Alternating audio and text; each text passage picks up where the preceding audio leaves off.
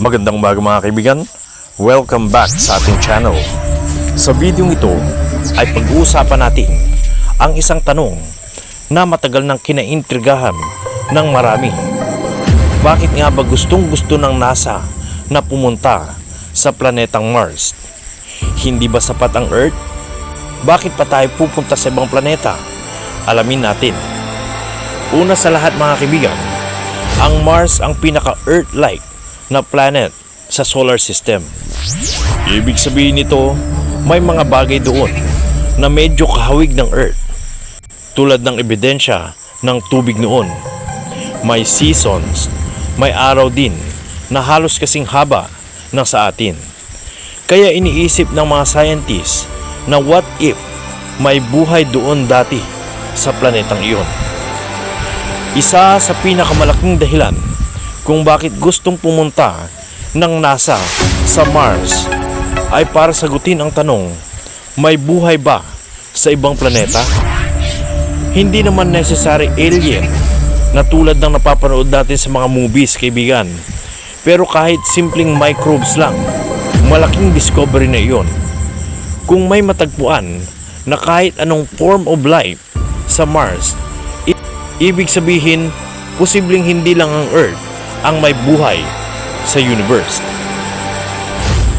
Pangalawa mga kaibigan, tinitignan din ang Mars bilang posibleng future home ng mga tao.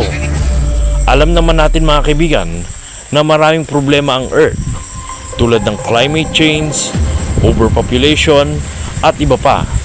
Kaya iniisip ng mga scientists, paano kung balang araw kailangan nating lumipat ng ibang planeta?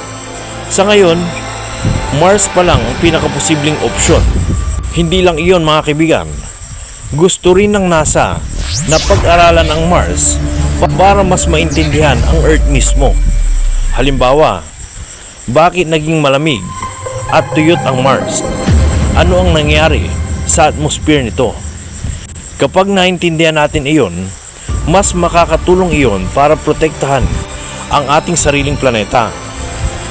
Karagdagan dyan mga kaibigan, ang pagpunta sa Mars ay nagtutulak sa bagong technology. From advanced rocket to life support systems, lahat ng ito pwedeng magamit hindi lang sa space, kundi pati sa Earth, katulad ng medicine, engineering at communication. Pero hindi lang science kundi pati mga myths at mga conspiracies na matagal nang pinag-uusapan. Totoo ba ang mga ito o katahang isip lamang? Noong 1976, may isang larawan na kuha na nagpapakita na parang may mukha ng tao sa ibabaw ng Mars. Tinatawag itong face on Mars. Maraming naniniwala na ito raw ay patunay ng sinaunang alien civilization. Pero nang kumuha uli ng mas high resolution image, ang lumabas ay isa pala itong optical illusion. Isang bundok na tinamaan lamang ng anggulo ng liwanag. Isa pa sa pinakapopular na tanong, may buhay ba sa Mars? May mga conspiracy na sinasabing may secret missions daw na nakakita ng alien life pero itinatago lang.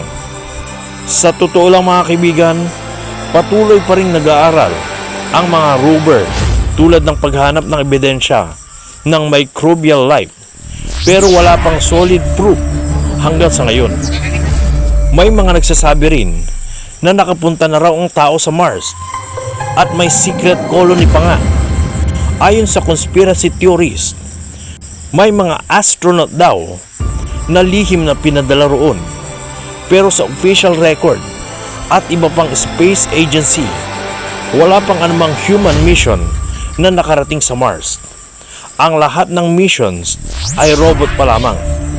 May mga videos at photos na sinasabing may nakitang UFO o structures sa Mars. Pero kadalasan, ang mga ito ay misinterpretation lamang ng mga natural rock formations o camera glitches. Bakit nga ba ang dami-daming haka-haka tungkol sa Mars? Simple lang, Malapit ito sa Earth. May similarities sa environment at posibleng maging future home ng humans. Kaya madaling ma-imagine ng tao na may life sa Mars. So myths lang ang lahat, o baka may katotohanan na hindi pa natin alam o nadidiskubre. Habang patuloy ang exploration sa Mars, baka isang araw masagot na rin ang lahat ng tanong. Kaya ayan mga kaibigan, hindi lang basta trip ng NASA ang pagpunta sa Mars. May malalim na dahilan kung bakit gusto nilang puntahan ito. Ikaw kaibigan, gusto mo bang marating ang Mars balang araw? I-comment mo naman sa baba. Kung nagustuhan mo ang video ito kaibigan, don't forget to like, subscribe, at i-comment kung anumang topic ang gusto ninyo sa susunod. So that's all for now, and as always, have a nice day, everyone.